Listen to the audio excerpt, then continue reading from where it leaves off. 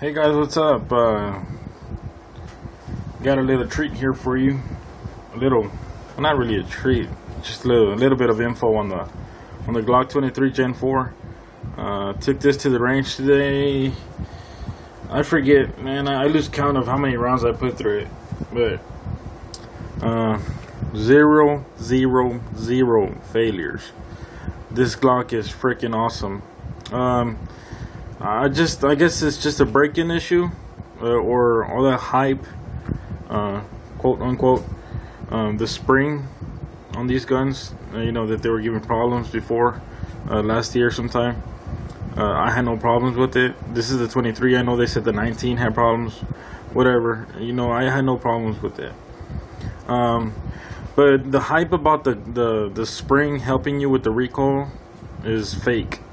It's I actually felt more recoil with this gun than I did with my Gen 3 Glock. I think I know why, and I'll get to that in a second. I took this to the range, and the only bad thing that I have to say about it, and it's not really a bad thing. I should have known. I have like medium hands or something. No, I don't. I wear an extra large glove. Okay, I have big hands. This thing, you see, it's got the back strap on there now, the large back strap. Well, it didn't have that. 270, by the way, my favorite caliber, deer rifle caliber. It didn't have that on there, and what was happening was my hand was. See, this is a large grip, and look where my fingers are. They come back over here a little ways. But you see, from where that back strap ends to my fingers, there's not really much room from here. From here, there is now. So the way I like to grip the gun, now it feels like a Glock. Now I can say this thing feels like a Glock. I got something big in my hand. And I love that about the Glock. I love that big, thick grip,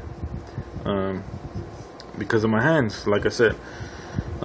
With this off, it's really thin. It's really nice. It's nice to hold, but there's a difference when you're holding a gun and when you're shooting a gun. That gun's recoiling. So with me gripping this gun and my fingers getting jammed, I was actually getting pain right here from my hand squeezing my fingers because the grip was too small. With me gripping my death grip that I have when I'm shooting the gun, when it would recoil, it was hurting me. But now I realize that, and I'm like, let me try the thick back strap. I forgot about that. So I put that on there and I feel it, and I'm like, oh yeah, now that's a Glock. I'm holding a Glock right there. I can feel it. That's the traditional Glock feel that I love. You're holding a big, what they call a brick. Some people call it the brick, or a big block. Well, the block, rhymes with Glock, and I think it suits it pretty good. It's really blocky, but I love that about it. Really thin. I mean, not real thin, but it's really simple. I love simple. So now I know. Now I could feel my palm rest against my other palm. That makes any sense. And not on my fingers. I'm not resting on my fingers and squeezing my fingers. Now I'm back. Instead of this way, I'm further back now with this large grip. So that was the only gripe I had about it, was my fingers were hurting, but it was because it was too thin. I should have took these to the range, but now I know that now I know it feels like a Glock, so it's gonna shoot just like my other 23. And that's the reason I was feeling, I guess, a lot more recoil. Because you get something thin in your hand, and it's gonna move around in there. It has play. But because your fingers are already maxed out, they're already tapping onto something, but it's small in there. This makes any sense. Now this is taking up all that space. There's nothing there. There's no play at all. So maybe that recoil will help me now. Maybe I'll feel less recoil. I don't know. But awesome weapon. No jams, nothing. I only had with my 26, I had two problems. I didn't catch them on film, but I have two problems with my 26, and it's not the gun. It is by no means the gun. It's the casings, the bullets. I've never encountered bullets that way, but the bullets, I don't know if they're thinner than 9mm. I mean, they fit right, but they overexpand and they get lodged in the gun. This is a 9mm, so it gets lodged in the barrel.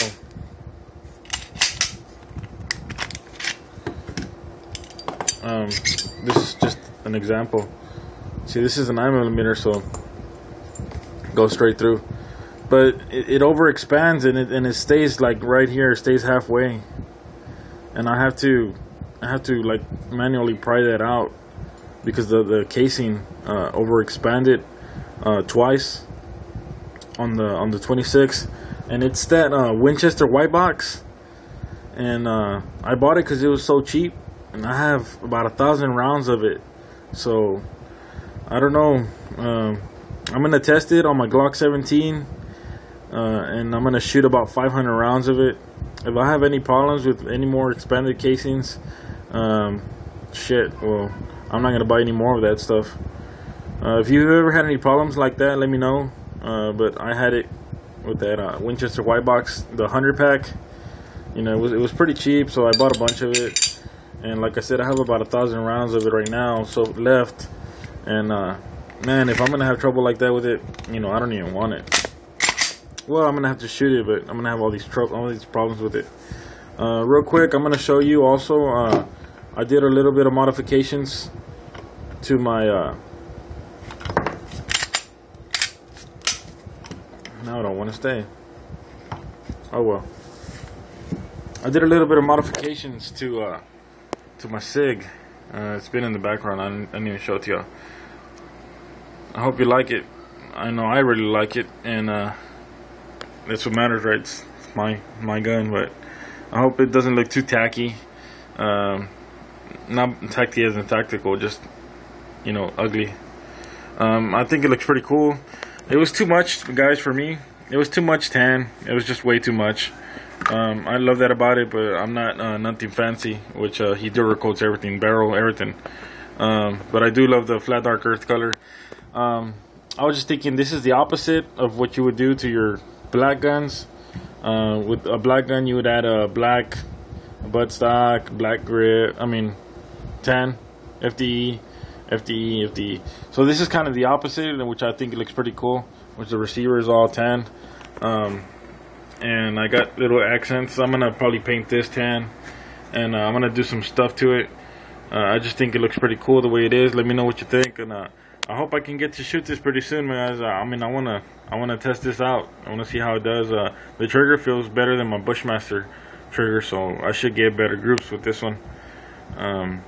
So we'll see what it does. But Glock report, perfect, and now even better. I got that grip on there. I got grip on that Glock.